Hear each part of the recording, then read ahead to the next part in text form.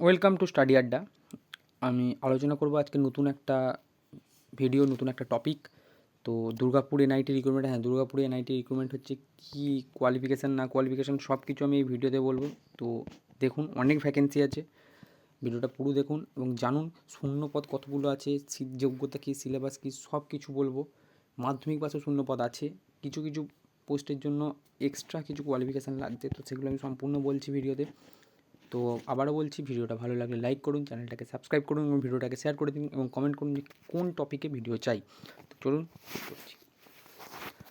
Durgapur non teaching post recruitment notification, total post 118টা post আছে।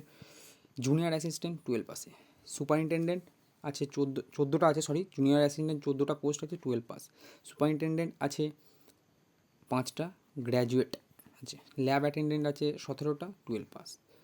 Senior assistant আছে 7টা, 12 pass. Senior technician আছে 13টা, 12 pass. তো 12 পাসে ভ্যাকেন্সি বেশি, মাধ্যমিক পাসে কিন্তু ভ্যাকেন্সি নেই, মাধ্যমিক পাসে ভ্যাকেন্সি নেই। নেক্সট,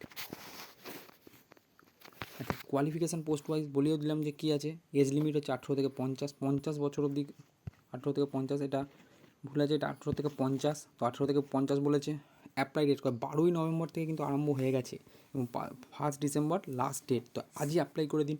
অ্যাপ্লিকেশান ফি 1,500 এবং 1,000, মানে 1,500 হচ্ছে ওবিসি ইউআর এদের, আর এগুলো এসটি এসসিদের। তো অ্যাপ্লাই অনলাইনের লিঙ্ক আমি ডেসক্রিপশনে দিয়ে দেবো, কীভাবে অ্যাপ্লাই করবেন না করবেন পুরো প্রসেসটা বলে দেবো। দেখা হচ্ছে পরের ভিডিওতে।